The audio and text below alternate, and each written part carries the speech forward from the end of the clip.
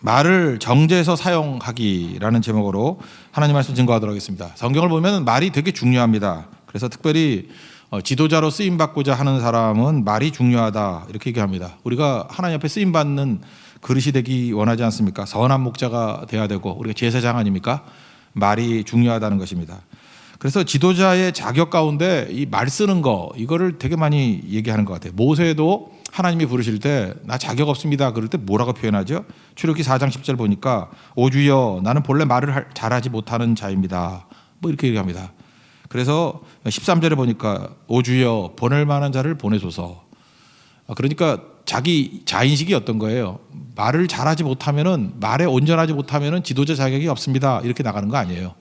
그때 하나님께서 뭐 말하는 것도 주시겠다 뭐 그렇게 말씀하지 않습니까? 어쨌든 간에 지도자의 자격 요건 가운데 말이 중요하다. 이거가 이렇게 공감대를 형성한 것 같습니다.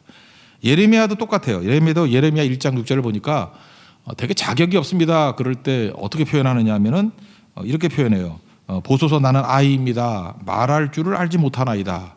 그러니까 지도자의 자격이 없다 그럴 때 꼽으면 말을 잘 못하는 사람입니다. 말에 있어서 이렇게 하자가 있는 사람입니다. 이렇게 얘기를 한다는 거예요. 그렇다 그러면 말을 잘해야 되겠죠. 오늘 3장 2절을 보시면은 우리가 다 실수가 많으니 만일 말에 실수가 없는 자라면 온전한 사람이라 능히 온몸도 굴레 씌우리라. 마태복음 5장 48절 보니까 예수님이 이렇게 말씀하셨어요. 하늘에 계신 너희 아버지의 온전하신과 같이 너희도 온전하라. 여기 온전해지라라고 말할 때 여기 온전한 사람이다. 연결시키면은 우리가 온전함의 그 극치가 뭐냐? 말에 있어서 실수가 없는 자, 그러니까 말에 있어서 온전한 자가 되라. 이거는 선택 조건이 아니라 누구나 이쪽으로 가야 된다라는 것입니다. 그러므로 말에 있어서 이렇게 실수를 안 하려고 그러면 제일 좋은 건 뭐죠? 말을 안 하는 거죠. 말을 안 하는 거. 근데 말을 안 하고 살 수는 없으니까 말을 줄이는 게 1차예요. 그리고 말을 하더라도 정제된, 이렇게 정수기 통과하듯이 정제된 말을 해야 된다. 그러지 않으면은 지도자 자격이 없고 넘어지게 된다라는 것입니다. 그러니까 쉽게 말해서 이런 거예요. 말을 안 할 수 없으니까 우리 크리스찬들은 이제 나이 먹어가면서 이거 붙들어야 됩니다. 이렇게 말씀 증거하는 일 빼놓고는 말을 줄이는 게 좋아요. 목사 같으면 설교하는 일 빼놓고는 말을 좀 안 하는 게 좋고 해봤자 도움되는 게 별로 없더라고요. 그리고 성도들 같으면은 선교 가가지고 말씀 증거하는 거 외에는 대체 말 안 하고 요즘에도 보니까 어떤 분들이 존경받고 어떤 분들이 이렇게 일을 잘하게 된다라고 칭송받느냐 하면은 이렇게 사역 열심히 하고 말이 없는 분들이에요. 전혀 말이 없는 분들. 그럴 때 사역이 잘 되고 은혜 받았다 그러고 열매도 굉장히 많은 것 같아요. 그리고 부작용이 없습니다. 근데 뭐 일들을 한 것 같이 보이는데 이렇게 말을 좋아하시는 분들 있지 않습니까? 말을 많이 하고 하면은 후회돼요. 괜히 세웠다 저 사람 뭐 이렇게 될 정도로. 왜냐하면 부작용이 너무 많아가지고 일이 안 되더라는 거예요. 그래서 깜이 안 된다 그러죠. 지도자 깜이 안 돼요. 그러니까 이 말에 있어서 온전해지는 거 이거는 반드시 필요하다는 것입니다. 오늘 3장 1절을 보니까 내 형제들아 너희는 선생된 우리가 더 큰 심판을 받을 줄 알고 선생이 많이 되지 말라. 그러니까 선생이라고 할 때 그냥 무슨 뜻으로 사용했을까요? 선생을 잠깐 가르치려고 하는 거. 가르치는 일에 너무 익숙해지는 것. 그걸 선생이라 그러죠. 그러니까 너무 선생되지 말라 이런 거죠. 우리가 뭘 하다 보면요. 자꾸만 이렇게 가르치려고 그럴 때가 있어요. 말이 많아지는 거. 그러니까 어떤 봉사를 할 때도 말없이 봉사하는 게 되게 중요한 거고요. 특별히 그 소망교회 옛날에 곽선희 목사님 계실 때는 거기는 이렇게 주보 같은 데 보면은요. 주보회 한마디 말도 없어요. 그러니까 순서 쭉 있잖아요. 일어서라고 그러면 일어서고 몇 장 하라고 몇 장 하고 그것도 안 불러줘요. 그래서 아무 말도 없이 가는 거예요. 그분의 그 정신은 뭐였냐면 하나님 앞에 예배 드릴 때 인간의 군소리들 들어가지 않으면 좋다 이런 거죠. 제가 옛날에도 그 찬양팀들 맨날 그 이렇게 하시는 분들 올 때 찬양팀이 찬양 인도를 하면 되는데 잠깐만 은혜를 많이 받았는지 제가 가르치려고 그래요. 내가 여러 사람 그렇게 얘기를 했었는데 아주 찬양 들으려고 사람들이 모인 건데 와가지고 잠깐만 가르치려고 그래요. 어디서 주워 들은 소리 많아가지고 설교를 하려고 그래. 찬양으로 부르신 거지 너 설교로 부른 거 아니라고. 지금 다 사라져 버렸어요. 그렇게 떠들던 애들. 그죠? 이게 참 문제죠. 그러니까 자기에게 주신 은사를 가지고 말없이 그거 봉사하는 게 되게 중요한 것입니다. 이건 뭐 교회 봉사팀도 마찬가지예요. 봉사하고 난 다음에 말이 많아지면은 마르다 같이 돼버리잖아요. 그래서 문제가 된다는 것입니다. 목사님 저도 마찬가지예요. 설교 이후에는 내려와서 입 다물고 있는 시간이 많을수록 훨씬 더 경건해지고 거룩해질 수 있다라는 것입니다. 그러니까 선생 되지 말라. 이건 뭐죠? 요즘식 그러면 꼰대 되지 말라. 잠깐 말 많이 하지 말라. 예, 그것이 중요한 일이라는 것입니다. 사람들은요, 이렇게 조언을 들을 수 있는 준비가 된 사람이 그렇게 많지 않습니다. 그러니까 우리는 말을 해주면 그대로 되는지 아는데 그게 들을 수 있는 게 상대방이 자격이 돼야 되는 거예요. 본인도 말할 자격이 없지만 되게 자격이 없는 사람 주변에는 자격이 더 없는 사람들이 많거든요. 그러니까 말해봤자 잔소리밖에 안 되는 거예요. 이게 하이 퀄러티에 있는 사람들이 말을 하고 듣고 그러는 거지. 조언이 좋은 되기 위해서는 굉장히 그 좁은 조건 속에 놓여 있어야 된다는 것입니다. 잠언 17장 10절을 보면은 이런 말씀이 나와요. 한마디 말로 총명한 자에게 충고하는 것이, 그러니까 한마디 말로 총명한 자에게 충고하면 굉장히 효과가 있다는 거예요. 그러니까 충고 누구한테 해야 된다고요? 총명한 자한테 하는 거지 아무한테나 하는 거 아니에요. 총명한 자에게. 매 100대로 미련한 자를 때리는 것보다 더 깊이 박히느니라. 그러니까 멍청한 사람은 매 100대를 때려도 깨닫지 못하는데 총명한 사람은 말 한마디라도 깊이 박힌대요. 그게 무슨 얘기죠? 듣고자 하는 사람에게 한마디 하는 게 중요한 거지 미련한 사람들에게는 100마디 해봐야 소용없다라는 것입니다. 그러니까 그럴 때는 우리가 해야 될 일이 뭐죠? 아무 말도 하지 않는 게 아니라 예수님의 말씀만 증거하면 돼요. 미련한 자라도 예수님 말씀 앞에서는 들으려고 그러거든요. 그리고 뭐 예수님 앞에 대들겠어요. 그런데 자기 조언이라고 얘기를 하면은 반드시 감정 상하게 되고 도전하게 되고 사람이 약간 떠나가게 될걸요. 그러니까 그렇게 말하는 사람 자체가 미련한 자라는 거예요. 그러니까 우리가 이 말씀을 꼭 붙들었으면 좋겠습니다. 말을 할 때 정제해야 된다 그러는데 오늘 성경에 표현하면은 재갈을 물리라 그래서 재갈을 물리라. 오늘 3절을 보니까 우리가 말들의 입에 재갈 물리는 것은 우리에게 순종하게 하려고 그 온몸을 제어하는 것이라. 이 재갈이라는데 재갈이라는 한자가 뭔지 아십니까? 함자거든요. 함인데 이 함이라는 한자는 단일행자 있죠. 두 인변에 이렇게 단일행. 단일행을 모르면 죽어야죠. 단일행. 그 가운데에 쇠금자가 들어가 있는 거예요. 두 인변에 가운데 쇠금자 넣고 단일행 가운데 쇠금자가 들어가 있는 거. 이거는 뭐 그렇게 얘기를 하더라고요. 옛날에 말들에게 재갈을 물릴 때 그 재갈 입 안에 이렇게 묶잖아요. 거기에 쇠 조각 같은 걸 넣었대요. 그래서 이렇게 잡아당기면은 쇠가 찌르니까 아프잖아요. 그러니까 말을 듣겠죠. 그러지 않으면 야생마 같이 막 뛰니까. 우리는 이게 뭐 끈으로만 묶어놓은 줄 알았더니 그게 아니에요. 쇠 조각 같은 걸 넣어놨대요. 그래서 그게 함자예요. 재갈함. 재갈 함자를 요즘에 쓸 때가 뭐가 있을까 보니까 어르신들 이름을 얘기할 때 존함이 뭡니까 이렇게 얘기하죠. 존함. 존경하는 마음으로 재갈을 물린다 그런 뜻이에요. 존함. 그러니까 어른의 이름을 함부로 얘기 안 하잖아요.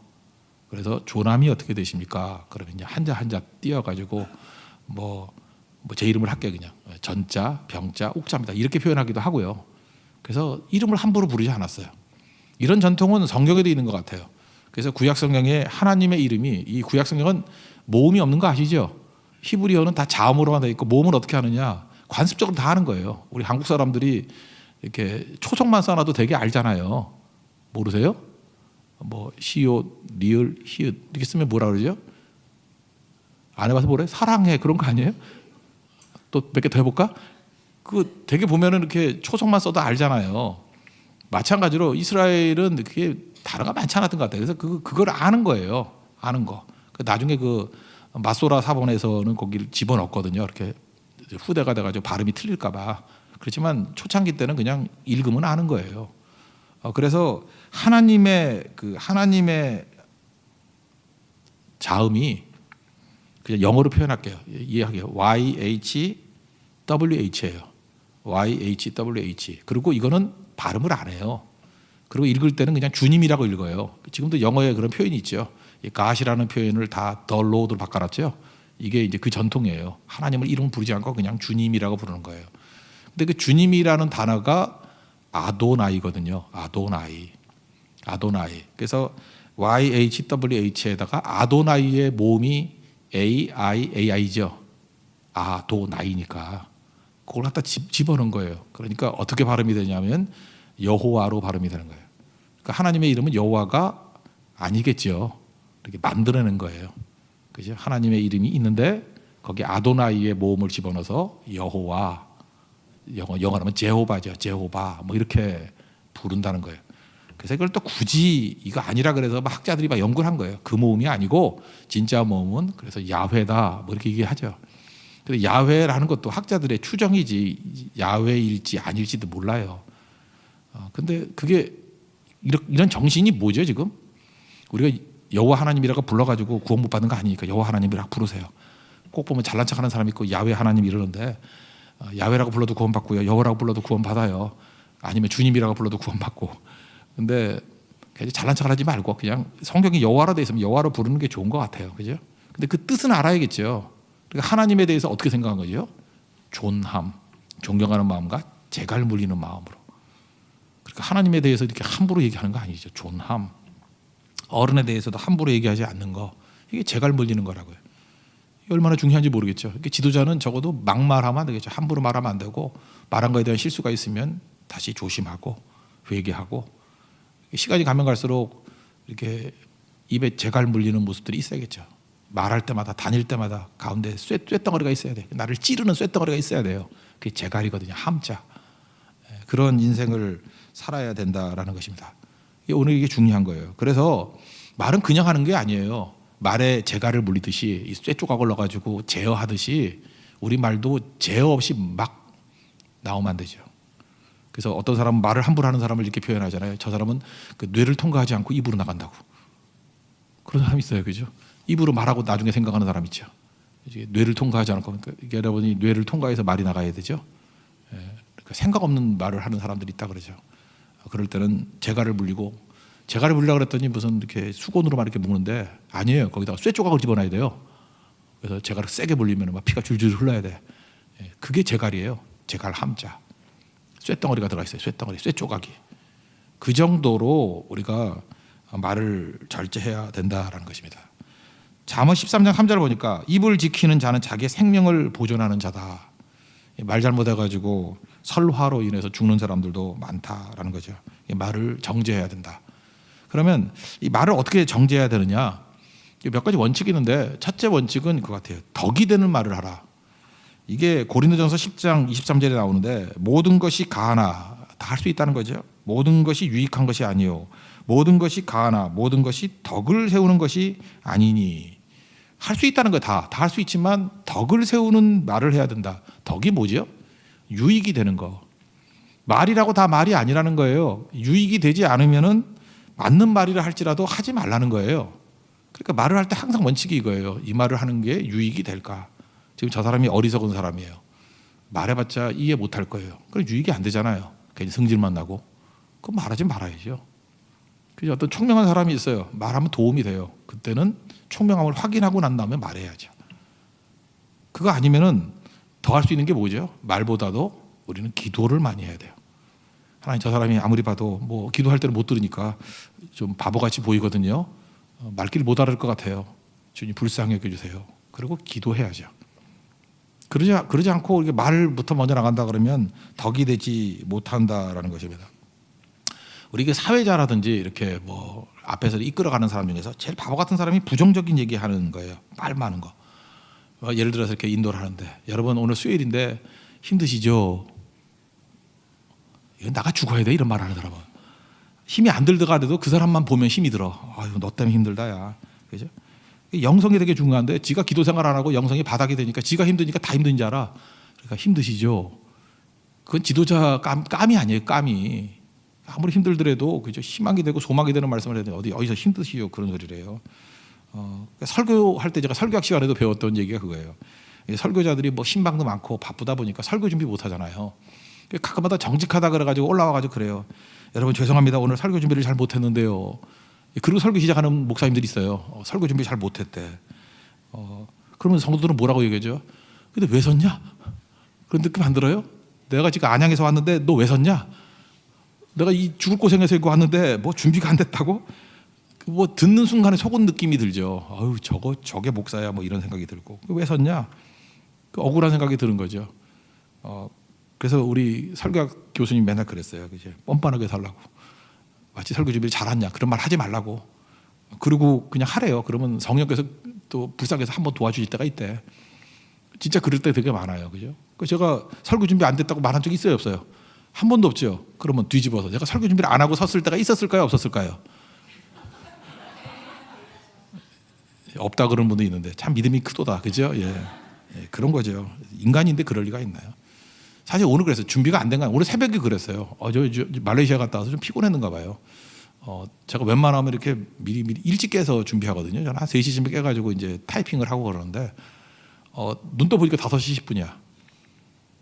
그거 어떻게 해요? 근데 설교 준비를 했어요. 이렇게 걷다가 이렇게 뭐 적어놓는 건 있었는데 그래서 진짜 어떤 애가 이제 속된 말을 그러죠. 열날이 쳤어요. 열날이 25분 동안. 그래서 오늘 저 차 타고 오는 형제가 5분 늦었다 그러는데 35분까지.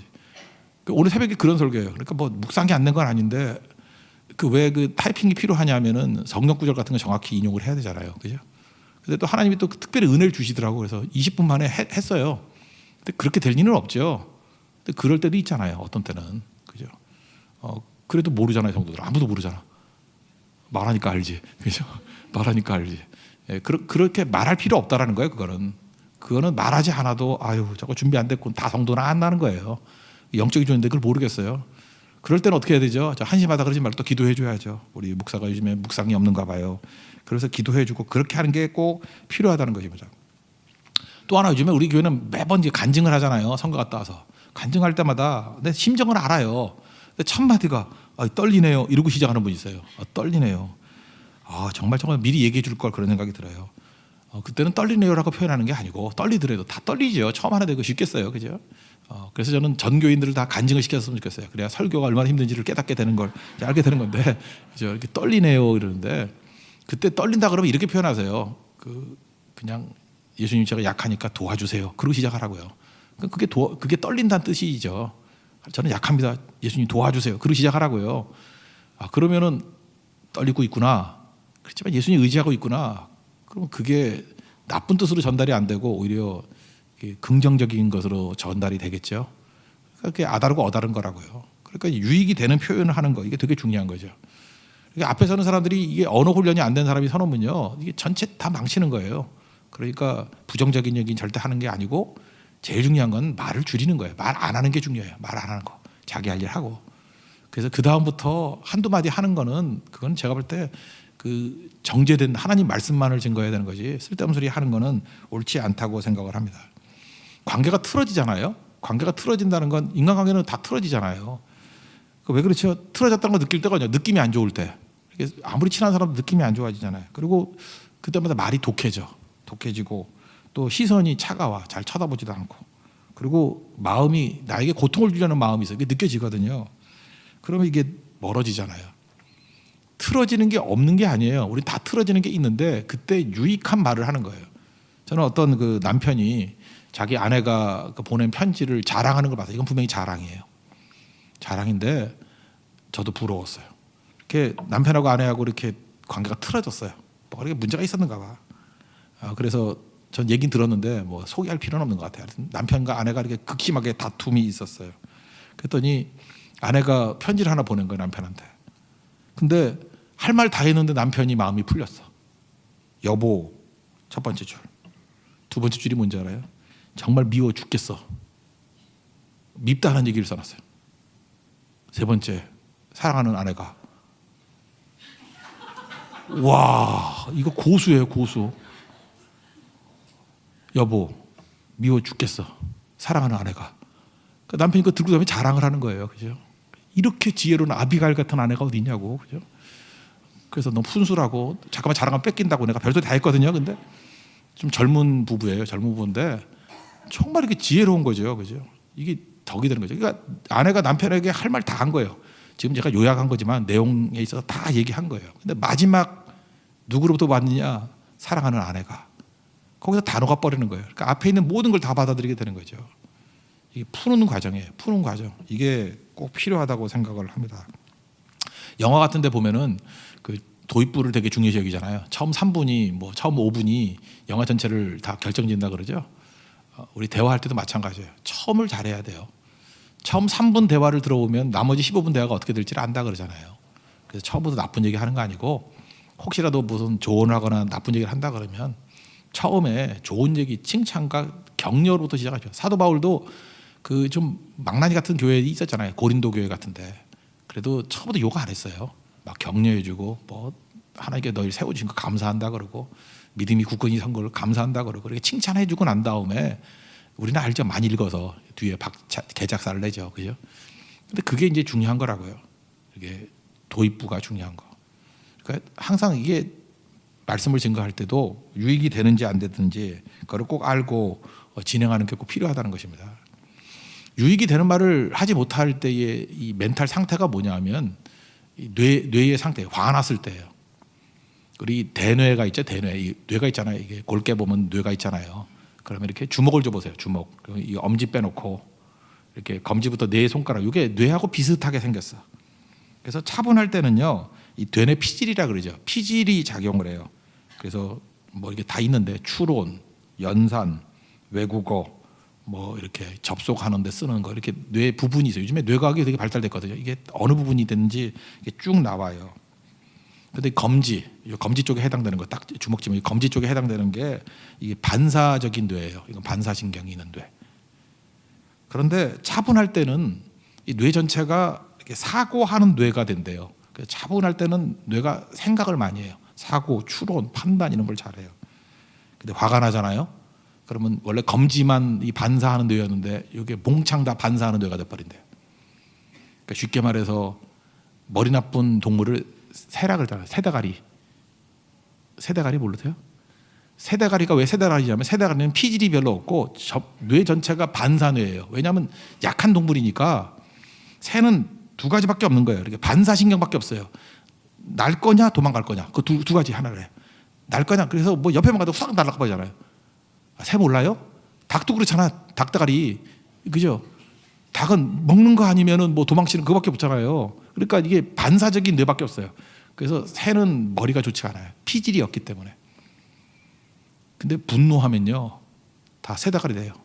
분노하면요 다 닭대가리 돼요. 뇌가 다 있는데 이 검지 같은 역할을 하는 이런 반사적인 뇌로 다 변화돼요. 그래서 여러분 보세요. 이 돌대가리들이 맨날 화내잖아요. 화내는 사람은 좋게 말하면 기분파죠. 뭐 죽일 거냐 살 거냐 뭐 할 거냐 안 할 거냐 이거밖에 없어. 돌쇠 같아요. 돌쇠. 하나님께서 우리 그렇게 살라고 만들지 않았잖아요. 그죠? 유익이 되는지 안 되는지는 추론이 필요하잖아요. 이 말을 해야 되는지 안 해야 되는지. 그래서 가끔가다 이렇게 승질 막 부리는 사람들 보면은 이건 새대가리거든요. 이건 지도자 깜이 아니에요. 이건 성령께서 그에게 지혜를 주셔야 되고 더 차분함을 줘야 돼요. 그래서 성령이 하시는 역할 가운데 성령의 능력으로 부어주는 것도 있지만 우리 뇌를 그죠? 피질로 만드는 거예요. 대뇌 피질로. 피질이 돼야지 생각하는 뇌가 되죠. 그렇지 않으면은 새대가리 된다니까요. 반사하는 뇌로만 살아서는 안 되겠죠. 그래서 분노했을 때는 결정을 내리는 게 아니고 분노했을 때 제일 중요한 건 산책 나가십시오. 어떤 분이 그렇게 했대요. 화가 나면 되게 한 바퀴 돈다고. 되게 15분 돌면 화가 다 식거든요. 그러면 다시 이 피질로 변화가 돼요. 생각하게 된다고. 근데 바보들은 그냥 막 분노하는 거죠. 에베소서 4장 26절 보니까 분을 내어도 죄를 짓지 말고 해가 지도록 분을 품지 말라. 이게 무슨 얘기죠? 이게 뇌 구조를 잘한 거예요. 뇌가 이 반사적인 뇌로 분노하면 반사적인 뇌로 싹 변하는 거 있다. 근데 어리석게도 해가 지도록 반사적인 뇌를 갖고 잠자리에 들래 이 바보야? 그 얘기죠. 다시 피질로 변화된 모습으로 잠자리에 들어라. 그게 중요한 거죠. 야고보서 1장 20절 보니까 사람이 성내는 것이 하나님의 의를 이루지 못한다. 이렇게 분노해가지고 하나님의 일을 이룬 적 없죠. 자꾸만 화 잘 내는 사람들 보면 저건 하나님의 의를 위해서 쓰임받을 사람은 아니군. 또 다른 말은 깜이 아니군. 그렇게 생각하면 된다는 것입니다. 나라 그러면 얼마나 비참한 얘기겠어요. 그러니까 언제나 피질이 작동을 해야 돼요. 피질이 작동하려고 그러면 이게 말씀 읽고 성령이 기름 부어 주셔야 돼요. 그러면 대뇌 피질이 그냥 강력하게 아인슈타인 같이 막 움직이게 되겠죠. 지혜롭고 지식이 있고 판단력이 있고. 그러면 뭘 묻겠어요? 이게 유익이 있는지 없는지, 덕이 되는지 안 되는지. 그러고 살 거 아니에요. 그러면 그게 지도자감이라는 거죠. 하나님께서 그런 사람을 사용해 주신다는 것입니다. 그래서 여러분들 유익이라는 것, 덕이라는 것을 기준을 가지고 우리 말을 잘 사용할 수 있는 우리 하나님의 종 되기를 바랍니다. 또 한 가지는 언어의 온도란 책이 있었잖아요. 이거는 온도가 있어야 돼요. 따뜻한 말을 써야 돼요. 따뜻한 말. 이건 유익이 있느냐 없느냐 이것도 있지만 유익이 있더라도 따뜻한 말이 필요한 거예요. 유익이 있는 따뜻한 말. 그리고 유순하다라고 성경을 표현하는 것 같아요. 유순한 대답 그럴 때 잠언 15장 1절 보니까 유순한 대답은 분노를 쉬게 하여도 과격한 말은 너를 격동하느니라. 똑같은 말을 하는데 말이 차요. 찬 말을 하면은 문제가 있죠. 사랑이 있기 때문에 따뜻해지잖아요. 그죠? 따뜻한 말을 해야죠. 얼마 전에 고 노무현 대통령 그 추모식인가요? 할 때 조지 부시 대통령이 오셨죠. 근데 그 아들 조지 부시가 왔잖아요. 근데 그 아버지 조지 부시가 생각나더라고요. 그분 보니까 생각나는데 언어할 때 생각이 나더라고요. 그 아버지 조지 부시가 대통령 선거할 때가 제가 대학교 졸업하고 신대원 갈 때였어요. 1988년 올림픽 갈 때. 그때 아버지 조지 부시하고 그때 그 파트너가 누구였냐면은 듀카키스라는 사람이었거든요. 듀카키스, 마이클 듀카키스하고 공화당은 조지 부시 아버지, 그 다음에 민주당은 마이클 듀카키스. 그때 굉장히 쟁점이 됐던 게 제가 대학 졸업할 때기 때문에 기억이 나요. 제일 쟁점이 있던 게 뭐냐면 사형제도. 미국에서 사형제를 해야 될 것인가 말아야 될 것인가 이런 거. 우리나라도 그런 논쟁이 있었잖아요, 그죠? 공화당은 이제 좀 보수적인 데고 민주당은 좀 진보적인 데고. 그러니까 공화당은 좀 우파에 가깝고 민주당은 좌파에 가깝잖아요, 그죠? 그렇게 돼 있는데. 그래서 미국의 언론이 거의 좌파거든요.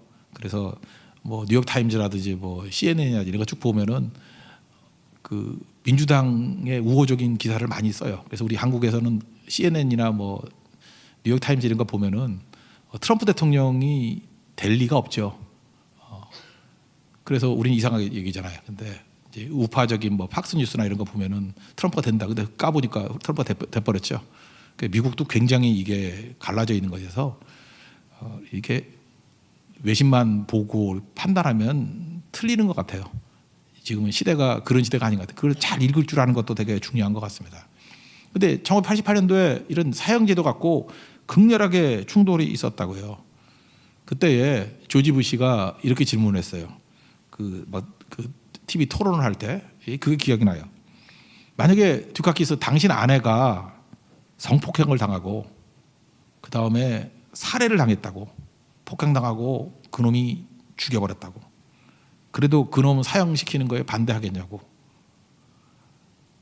이런 질문을 하니까 이제 대답을 안 해야 되는데 듀카키스가 그때 이것 때문에 떨어진 거야, 이 사람. 그래도 나는 찬성한다고. 그러니까 갑자기 분위기 싸해지면서 아내를 폭행하고 죽였는데 그놈을 살려준다고 이런 식의 분위기가 된 거예요. 그래서 자기 주장은 전달이 됐어요. 사형제도 반대하는 걸 철저하다는 건 전달이 됐는데 냉혈한이라는 이미지가 생겼어요. 그래서 지금도 미국 사람들을 만나서 듀카키스 그러면 찬 사람, 냉혈한 이런 이미지가 있어요. 이제 복귀해 보면은 조지 부시가 그렇게 물었을 때 그 함정이죠. 그렇게 물었을 때 일단은 아파해야죠. 이랬으면 이겼을 거예요, 그죠? 아니 나의 사랑하는 아내를 잃는 것 상상만 해도 소름 끼친다고. 그리고 아내가 폭행당하고 이렇게 죽은다. 이게 상상만 해도 나는 지금 눈물이 막 날 것 같아. 진짜 울면 더 좋죠, 그죠? 눈물이 막 뚝뚝 흘리면서 아내가 죽었다니 상상. 그리고 이제 조지 부시를 짝째려 보면서 야 부시 아무리 선거지만 할 말이 있고 안 할 말이 있지. 어떻게 그런 말을 할 수가 있니? 비유만 해도 나는 가슴이 찢어질 것 같아. 그러면 듀카키스가 얼마나 따뜻한 가슴의 남자가 되겠어요, 그죠? 그럼 여자표 다 얻었을 건데. 바보, 그걸 못했어, 그죠? 그 다음에 자기 주장을 이렇게 얘기하잖아요. 그렇지만 그 살인자가 아무리 나쁜 놈이라 할지라도 어떤 또 한 여자의 남편일 거 아니냐고. 그 아내가 얼마나 슬프겠냐고. 또 죽이면 나는 죽이려는 마음이 있겠지만 그 아내의 입장에 놓고 본다 그러면 역시 사형제도는 폐지하는 게 옳다. 이렇게 하면 양쪽 주장을 다 받아들일 수 있는 사람이 되지 않겠어요? 듀카키스가 저 같은 사람을 참모로 모셔야 되는데, 그죠? 근데 너무 옛날 얘기예요, 그죠? 그러니까 준비가 잘 안 된 거죠. 그러니까 듀카키스는 진짜 문제가 그거였어요. 진짜 문제가. 그러니까 여러분들 공부만 하면 되는 게 아니고 진짜 마음에 따뜻한 마음을 가지고 있고 따뜻한 마음에 항상 유지를 하고 있으면요. 어떤 돌발적인 질문이 딱 왔을 때 그 따뜻한 마음이 받아들이면 돼요. 자기가 사랑하는 아내가 있다 그러나요? 폭행당하고 죽었다. 그런 순간에 그거에 반응을 먼저 해야지. 눈물이 확 쏟아지면서 말만 들어도 너무 슬프네요. 그럼 따뜻하잖아요. 그죠? 말도 안 된다고. 그래놓고 이제 정리하면서 내가 지금 주장하고 있는 바를 그 감정 위에 표현하는 거예요. 표현하면 그럼에도 불구하고라는 표현이 되겠죠. 그러면 오히려 그런 질문을 한 조지 부시가 나쁜 사람이 되겠죠. 그죠? 그랬으면은 대통령 바뀌었을지도 모를 거라고. 근데 이때 이미지를 듀카키스는 못 벗어났어요. 지금 이 얘기를 제가 왜 하느냐 하면은 우리도 그래요. 뭐가 주장이 있고 우리는 성경 말씀을 주장하고 옳고 그런 거잖아요. 근데 항상 이렇게 성경 말씀을 주장하는 목사님들을 보면은 다 성경 말씀이에요. 근데 너무 차디차게 말하는 것 같아요. 꼭 듀카키스 같아. 하나님 말씀이니까 옳지요. 그거 뭐 안 되지요. 말씀에 있잖아요. 죽여버려야죠. 뭐 이런 식으로. 그러니까 맞긴 맞는데 피도 눈물도 없는 사람 같이 보일 수 있는 거죠. 중요한 건 뭐예요? 유순한 대답. 이게 뭐예요? 온도. 언어의 온도가 있어야 된다는 것입니다. 이게 있기 위해서 제일 중요한 게 뭐냐면 진짜 뜨거운 가슴이 있어야 돼요. 이렇게 감정이 있어야 된다고. 우리가 신앙생활할 때 하나님 앞에 나아갈 때도 이런 뜨거운 가슴을 가지고 나아가면 인생은 모순이에요. 뜨거운 가슴이 있는데 우리가 그렇게 못 살잖아요. 그때 주님께서 원하는 게 뭐였어요? 눈물이잖아요. 눈물. 하나님 나를 불쌍히 여겨주세요. 나는 죄인입니다. 그게 논리예요. 따뜻함 가지고 나아가게 될 때, 뜨거운 눈물 가지고 나아갈 때 주님께서 우리를 용서해 주시고 품어주시는 거죠. 유익이 되느냐 안 되느냐. 그 다음에 온도. 언어는 그거예요. 따뜻한 온도가 있는 말. 그럴 때 일어서게 된다는 것입니다. 그리고 한 가지만 더 얘기한다 그러면은 때에 맞는 옳은 말이에요. 타이밍과 그렇지만 아무리 말한다 할 때 진실을 얘기해야 되겠죠. 진실을 얘기하는 게 되게 중요한 거니까. 잠언 15장 23절 보니까 때에 맞는 말이 얼마나 아름다운고. 그러니까 타이밍에 맞는 말 꼭 해야 되는 거고. 궁금하다고 묻지 마세요. 교회 성도들이 자기들이 웬만하면 얘기하거든요. 근데 얘기 안 하는 거 궁금하다고 잠깐 묻지 말아요. 특별히 그 나이 드신 여자분들. 그 주책이에요. 그거 주님이 책임져셔야 되는 건데 잠깐 주책맞게 잠깐 묻지 말라고. 왜 결혼을 안 하느냐? 왜 결혼했는데 애를 안 낳느냐? 왜 혼자 사느냐? 뭐 자꾸 이거 묻지 말라고요. 왜 둘째는 안 낳느냐? 다 사정이 있으니까 그런 거지. 그죠? 첫째 낳고 난 다음에 자궁 절제 수술했어. 그 애를 어떻게 낳고 그걸 다 떠들고 다녀야 속이 시원하겠어?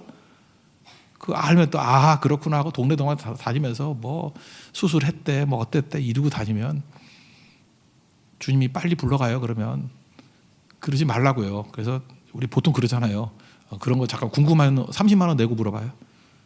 그러면 그런 분들 한 10명이 물어보면 300만 원 되면 성교 몇 번 갈 수 있잖아. 그죠? 궁금하면 돈 내고 물어봐요. 돈 내고. 그냥 공짜로 묻지 말고. 공짜로 물으면 저한테 제보하세요. 돈 내라 그럴 테니까. 그죠? 그러니까 무슨 얘기예요? 묻지 말고 전하지 말라고요. 그래서 교회 안에서도 남녀지간에 교제를 해가지고 뭐 헤어질 수도 있죠. 헤어질 수 있으면은 헤어졌단 말이에요. 그러면 누구나 자기가 판단을 해. 남자가 선인, 여자는 악인, 아니면 또 반대로 여자는 선인, 남자는 악인. 자기가 판단을 내려. 지금 하나님도 아니면서. 그러면서 막 떠들고 다니면 그러지 않아도 헤어져가지고 힘든 사람이 이 젊은 사람들이 어떻게 버티겠냐고 교회에서. 그거는 마귀의 종로로 사는 거죠. 그런 안타까움이 있으면 어떻게 해야 되죠? 저 젊은 청춘 남녀가 교제하다가 헤어졌구나. 참 아프겠구나. 그러면은 이렇게 품어주든지 밥이나 한번 사주든지 그냥 묻지도 말고 커피 쿠폰이나 하나 보내주든지 아니면 새벽마다 기도하고 그죠? 잘 마무리되고 수습되게 해주시고 또 주변에 있는 그 쓰레기 같은 놈들 말 잘하는 놈들을 입 닥치게 해달라고 기도하시고 그죠? 아니면 목감기 걸려가지고 말도 못하게 해주세요. 나네. 그러면 안 되겠는데. 하여튼 그래서 말도 못하게 해주세요. 이렇게 하고 기도하시라고요. 그게 덕이 있는 인생이겠죠. 그죠? 그래서 우리 교회는 어차피 교회가 친하니까 말이 많이 돌 수 있는데 그게 범죄라는 의식을 꼭 가져야 된다고 생각합니다. 그리고 또 하나는 뭐냐면 올바른 말을 좀 극적으로. 그래서 우리 구약 선지자들 보면 이렇게 행위 메시지를 많이 증거하잖아요. 자기 몸을 막 묶기도 하고 막 머리를 밀기도 하고 어떤 선지자는 막 옷을 벗고 뛰어다니기도 하고 그죠? 뭐 그렇게 행위 예술 같은 무슨 메시지를 증거하기도 하잖아요. 근데 이게 지혜인 것 같아요. 말을 잘 증거하기 위해서는 말뿐만 아니라 이 행동도 되게 중요한 것 같아요. 요즘에 그 굉장히 존경받는 목사님 리디머 처치의 그 팀 켈러 목사님 계시죠? 티모티 켈러. 우리나라에도 굉장히 책 소개가 많이 되던 분인데 이분이 이제 맨하탄에 있는 사람들 전도한 분 아니에요, 그죠? 맨하탄에 있는 사람 전도하는데 얼마나 열심히 뛰었겠습니까? 굉장히 열심히 뛰던 분인데 이제 사모님이 집에는 들어오지 않고 맨날 교회 일을 한다고 뛰어다니고 하니까 이제 불만이 한계에 다다른 거예요. 워커릭이라고 3년 넘게 집에도 제대로 오지 않으면서 그냥 교회 일만 했대요. 그러면 가정이 깨지고 애들이 뭐가 되고 그러면 안 된다고 켈러 너 그럼 너 킬러 된다나 그러면서 막 욕을 했대요. 그냥. 그래도 말을 안 듣더래요, 목사님이. 그래서 그 사모님 이름이 캐시인데 캐시 켈러가 그 결혼할 때 되게 아끼던 그 그릇이 있대. 그릇 무슨 뭐 잔이라 그러던데 그릇. 남편이 들어올 때 망치를 들고 이제 집에 안 들어올래. 그래서 안 들어올 때 하나 깨버리고. 그거 되게 비싼 거래요. 또 뭐 말하면서 또 깨버리고. 팀 켈러가 굉장히 짠돌이래요. 저거 아까운 거. 그래서 말 듣고 그때부터 정신 차리고 집에 들어와서 이제 사역을 균형을 맞추는 사역을 했대요. 10주년인가 그 교회 10주년 됐을 때 이제 교인들하고 이렇게 인터뷰를 하는 게 있었대요. 이렇게 모임이 있었는가 보죠. 뭐 잡지 같은 거 내려고. 이 에피소드를 얘기를 했대요. 그때 팀켈러가 그러더래요. 당신 참 그 지독하다고. 그때 그 비싼 거 당신도 아끼던 건데 그거 어떻게 깼냐고. 그때 그 사모님이 처음 얘기하더라는 거예요. 목사님 그거 모르셨어요? 그 결혼해가지고 잔이 깨지고 내가 깬 건 그 잔 받침밖에 아니라고. 받침이었자고. 그래서 그 쓸모없는 거 짝이 안 맞는 거였기 때문에 그거 깼대요. 하나 깨고 둘 깨고. 그 사모님도 걱정했대요. 이제는 짝이 있는 건데 근데 목사님이 그때 말리더래. 그래서 다행이었다고. 역시 기도하는 사람은 하나님이 도와준다고. 그래서 목사님이 그때 뭐 까르르 웃고 그랬다는 그런 에피소드가 있어요. 제가 볼 때 사모님이 참 지혜로운 분이에요, 그죠? 어떤 때는 남편이요 이렇게 짠돌이일 때는 뭐 깨는 것도 필요해. 막 깨는 것도 필요하지만 이렇게 쓸모없는 것들 있잖아요. 이렇게 충격을 주기 위해서. 이게 행위 메시지요.